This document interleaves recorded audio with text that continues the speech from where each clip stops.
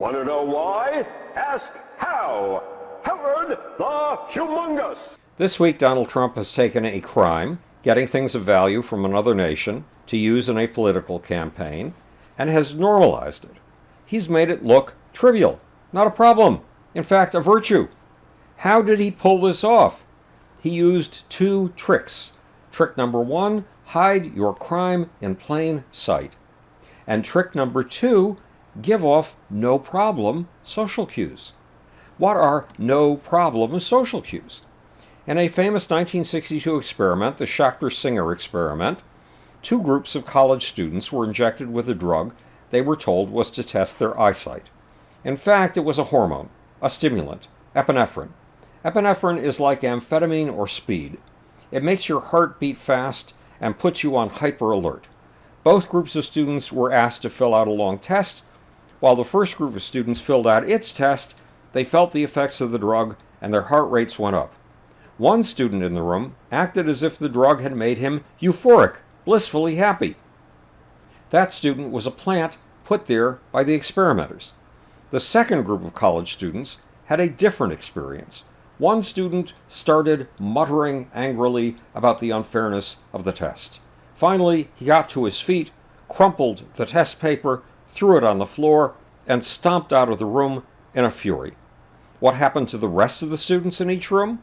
The students in the room with the blissed out fellow test taker felt that their faster heart rates and their heightened awareness were happiness. But those in the room with a raging fellow test taker interpreted their sped up heart rate and supervigilance as anger. Both student groups experienced the stimulating effects of the epinephrine. One group felt it as euphoria. The other group felt it as fury, all because of a social cue. In other experiments, a man lay on a street, apparently unconscious.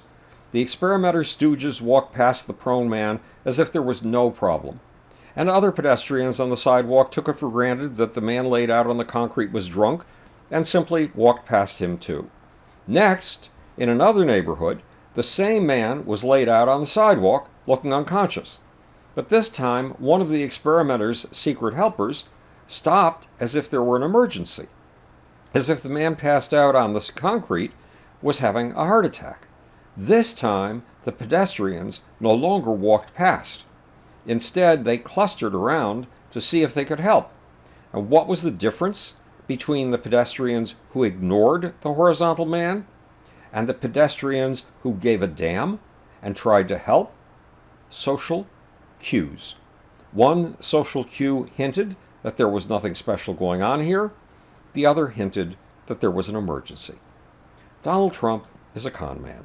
He is Con Man Don, which means he is one of the world's greatest masters of setting up social cues, misleading social cues. How does Trump use this mastery? To hoodwink you and me?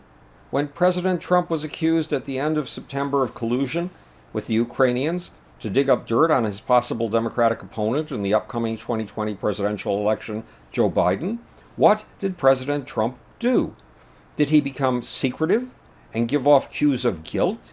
Did he show signs of remorse? No, he did the precise opposite.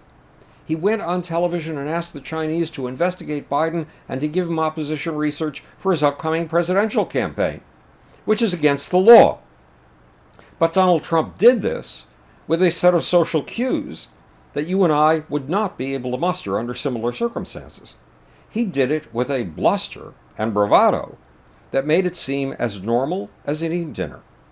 In fact, that made it look like a great act of justice. A bravado that made his call for investigations of Biden look like a passionate commitment to truth.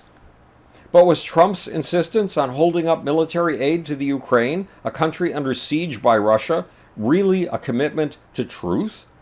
No. In his conversation with the president of Ukraine, Donald Trump did not do what he told you and me he was doing. He did not ask the Ukrainian president to investigate and stop corruption.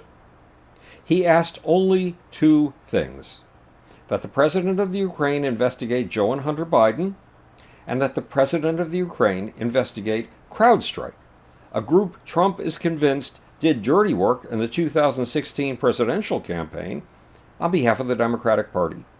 Topping it all off, Trump was the man with a glass house throwing stones.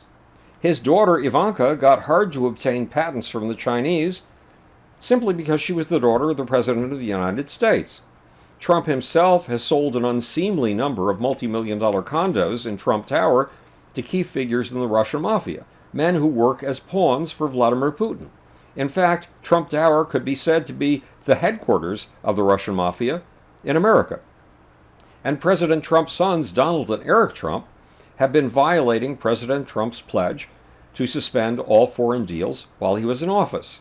Says Forbes, the business magazine, in the Dominican Republic, the younger Trump sold a piece of land in January 2018 for $3.2 million. In other cases, they've done business with wannabe influencers who seemingly recognized an opportunity to line the president's pockets. They sold Trump's mansion in Beverly Hills for $13.5 million to a company tied to Indonesian billionaire Harry Tanosobijo. And they offloaded a Manhattan penthouse to a woman who runs a business selling access to Chinese officials.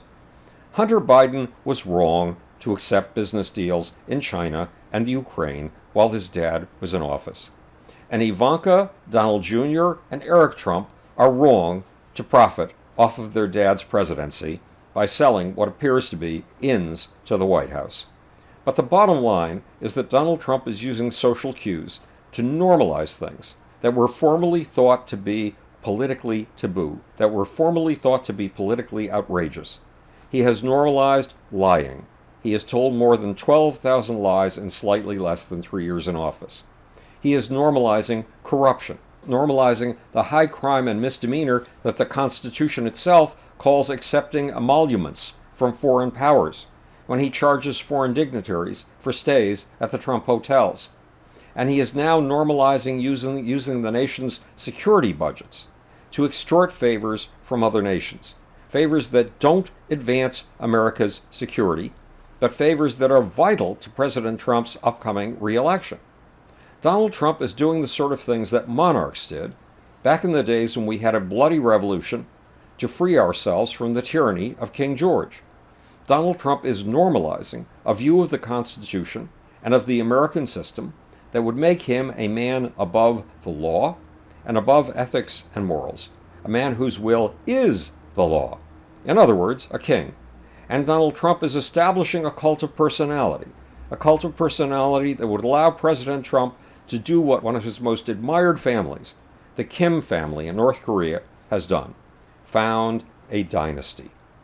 All based on a genius for hiding misdeeds in plain sight and for giving off misleading social cues. This is Howard the Humongous, speaking to you from the future. It's your job and my job to make. Or, want to know why? Ask how. And now for the sneaky, sleazy, slimy, sibilant, absolutely, assiduously difficult little off button. I think I've found it.